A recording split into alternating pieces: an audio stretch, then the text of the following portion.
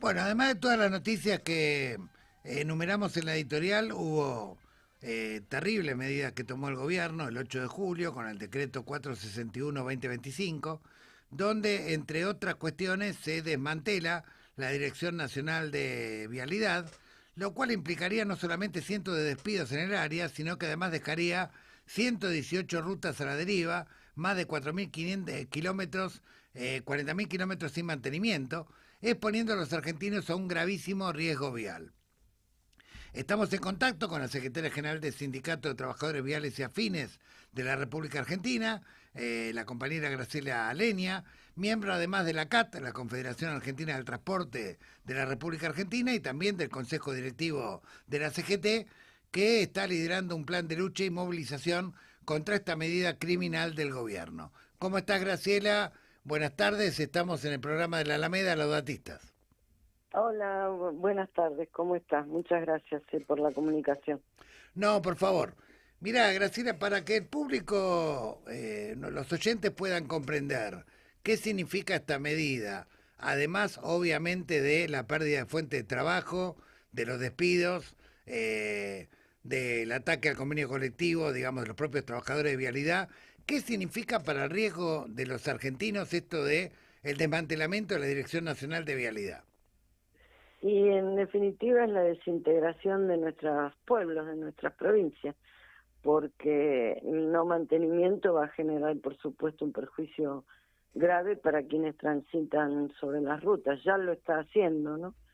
Por el desfinanciamiento que viene sufriendo Vialidad de que asumió este gobierno. Así que lo que va a generar es un problema para las economías regionales, la salida de la producción, el turismo, hasta la salud. Así que es bastante delicado y entendemos que es un decreto para hacer propaganda, digamos, ¿no es cierto? No tiene una valorización de por qué, algo cierto, de por qué cierran la disolución directamente de Vialidad Nacional. No dice quién va a tener el mantenimiento de las rutas que no estén concesionadas, etcétera, etcétera, ¿no? Sí, tengo entendido que el desmantelamiento de la Dirección Nacional de Vialidad no significa ningún ahorro importante en el presupuesto. Además, que esto es un cuento de Sturzenegger. ¿Es así? No, totalmente. Aparte mienten, hablan de sobredimensionamiento de personal y yo te digo, al día de hoy, para mantener la red que tenemos, para hacer nada más que mantenimiento, estamos necesitando 1.200, 1.300 obreros más, por ejemplo. Así que, y es una inversión, porque en definitiva, por las rutas pasa el 90 o 95% de la producción del país. Así que no sé cómo, si en el Excel que ellos tienen en cuenta lo que es la producción, la industria, etcétera. Me parece que no, ¿no? Entonces, bueno, ese es el perjuicio más grave, además, por supuesto, del despido de los trabajadores, ¿no? ¿Y cuántos despidos se estima que podría provocar esta medida que acaba de tomar Milei? Número no hay, pero estimamos, en principio seríamos los 5.200, casi 5.200 que estamos hoy trabajando. Sí pasan, como dicen algunos medios y como dicen algunos funcionarios del gobierno, una parte al ministerio, bueno, va a quedar toda otra parte que entiendo yo, va a ser el personal operativo, profesional, técnico, ¿no?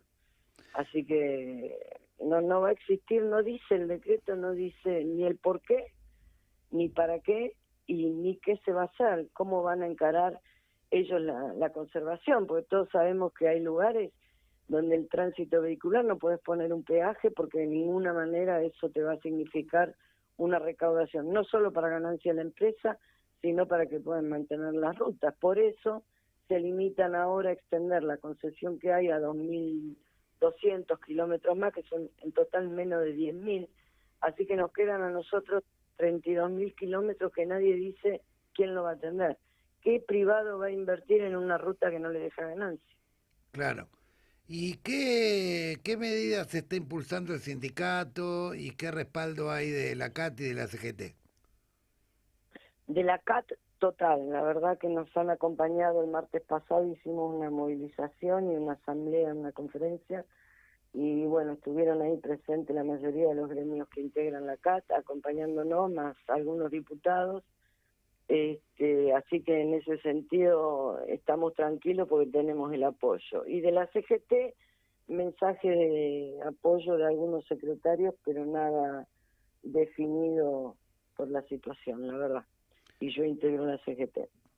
O sea, la CGT todavía no se pronunció Sí, orgánicamente. dijo que es una barbaridad, qué sé yo, pero yo creo que ameritaba hacer una reunión y hacer un plan estratégico, no solo por vialidad, ¿no? Acá está Claro, el INTA, el INTI, hay un montón de organismos que están en riesgo. Claro, que claro. están en riesgo, totalmente. Y desde el punto de vista judicial, ¿ustedes tienen alguna esperanza de que esto se pueda revertir? Y esperemos que sí, porque la verdad los fundamentos del amparo que presentamos, una medida suspensiva de ejecución del decreto y una cautelar todo junto, los argumentos son válidos, ¿no? Porque ellos no tiran abajo ninguna de las leyes. este Primero, mencionan el decreto 505, decreto ley 505 del 58, que está bien, es un decreto que lo que hacía era organizar la estructura de vialidad, pero en realidad en 1932 se creó vialidad con una ley que ni la menciona, o sea, no existe, ni le dan de baja, nada. Así que una cosa apurada, sin sentido, tenían que hacerlo antes de que venciera esta nefasta ley de bases que muchos traidores la votaron, y bueno, por eso nuestros argumentos son esos, ¿no? Yo te escuché, Graciela, en la semana decir que el gobierno es responsable del genocidio en la ruta. ¿Vos te referís a que los 32.000 kilómetros a los que hacías alusión van a estar totalmente abandonados desde el punto de vista de su mantenimiento? Y esto obviamente va a agravar la cantidad de accidentes de todo tipo. Sí, por supuesto. ¿Sabes por qué? Básicamente ya está en peligro, ¿no? Porque estamos desfinanciados desde que asumió el gobierno, como te dije, donde el año pasado se quedaron con más de 350.000 millones de pesos del impuesto al combustible que pagamos todos, y en lo que va de este año, similar, ¿no es cierto? El porcentaje de ingreso es mínimo. Entonces, esto se va a agravar. Indudablemente lo que ya está mal va a estar mucho peor. Entonces, yo digo eso porque digo que el gobierno es responsable de las muertes que Claro, genera esta decisión que han tomado, claro, que claro. Y ya del es mismo modo, responsable, porque ya hay muertes. a ver, del mismo modo que vos recordarás en el 2012 cuando fue la tragedia de Once, que se terminó demostrando Sí, que no había una inversión estructural durante mucho tiempo, y recién sí, cuando surgió esa tragedia en la que murieron decenas de personas, ahí fue recién en la agenda pública estuvo instalado el tema del mantenimiento y de hecho hubo que tomar varias medidas, digamos, para de alguna manera volver a tomar el control y modernizar el servicio ferroviario.